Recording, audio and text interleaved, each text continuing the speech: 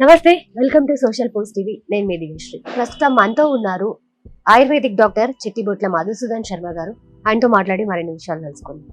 Sir, ఎక్కిళ్ళు త్వరగా తగ్గాలంటే వంటింట్లో దొరికే పదార్థాలతో ఒక మంచి చిట్కా చెప్పండి. చెప్తానమ్మా, 2-3 చెప్తానులేమ్మా. మీరు ఒకటి అడిగారు కదా, చెప్తాను. ఈ ఏలకులమ్మా, ఏలకుల పొడి, శుంఠి పొడి 2 కలిపేసేసి 2 చిటికలు ఉదయం, 2 చిటికలు మధ్యాహ్నం, 2 చిటికలు సాయంత్రం, 2 చిటికలు రాత్రి తేనె కలిపి తీసుకుంటే తగ్గిపోతుందమ్మా. చాలా సులువు, చాలా ఫాస్ట్గా పనిచేస్తుంది. అట్లా లేకపోతే మనకి ఇప్పుడు ఆవాలు ఉన్నాయి కదమ్మా, ఆవాలు పొడి చేసి పెట్టుకునేది 2 లేదా 3 చిటికలు ఆవాల పొడి మంచి నెయ్యి కలిపేసేసి రోజు 4 సార్లు కానీ 5 సార్లు కానీ అది తీసుకున్నా ఎక్కిళ్ళు చాలా తొందరగా తగ్గిపోతామా. అది వీలు పడలేదు, అల్లం దంచేసేసి 2-3 ముక్కలమ్మా దవడలు పెట్టుకొని కొద్ది రసం మింగుతుండేది. అంతా అది అయిపోయిన తర్వాత మళ్ళీ అట్లా ఎక్కిళ్ళు తగ్గేంత వరకు చేసేసి తర్వాత రోజు 1-2 సార్లు 3 సార్లు అవసరాన్ని బట్టి చేసుకుంటే అల్లాన్ని కొంచెం ముక్కలు నమిలి రసం మింగడం వల్ల ఎక్కిళ్ళు తగ్గిపోతాయమ్మా.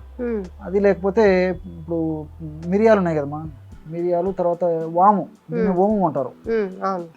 అది కొంచెం ఇది కొంచెం కలిపేసి ఒక నిప్పుల మీద అయితే గరిటెను వేడి చేసేసి ఆ గరిటెలో ఈ 2 వేసేస్తే ఈ మిరియాలు వాము పొగ వస్తుందమ్మా.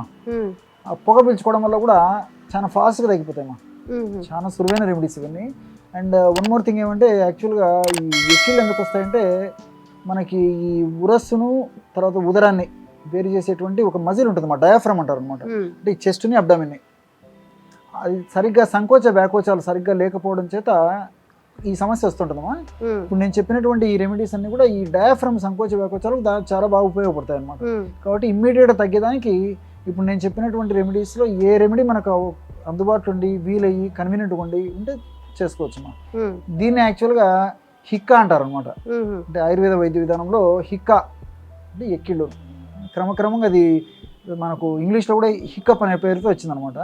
హిద్మా అని కూడా పిలుస్తుంటారు మా ఆయుర్వేద వైద్య విధానంలో.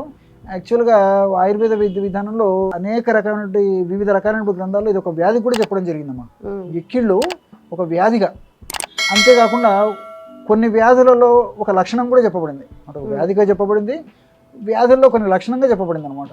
కానీ ఏది ఏమైనప్పటికీ ఇప్పుడు ఉదాహరణకి ఈ గ్యాస్ట్రిక్ ట్రబుల్ ఉన్నప్పుడు ఎక్కిళ్ళు వస్తుంటాయి.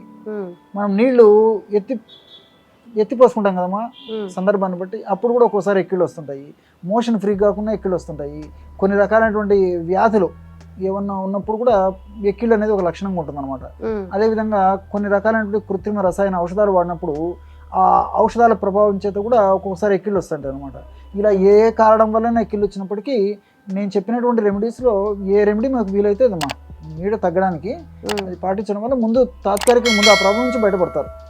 కాబట్టి ఏమంటే ఈ హోమ్ రెమెడీస్ ఎక్కిళ్ళకు సంబంధించినటువంటి కంప్లైంట్లో కూడా చాలా అద్భుతంగా పనిచేస్తుంది. నేను చెప్పినవి ఏదైనా ఎవరికి ఏది వీలైతే అది వాళ్ళు చేసుకుంటే సరిపోతుంది.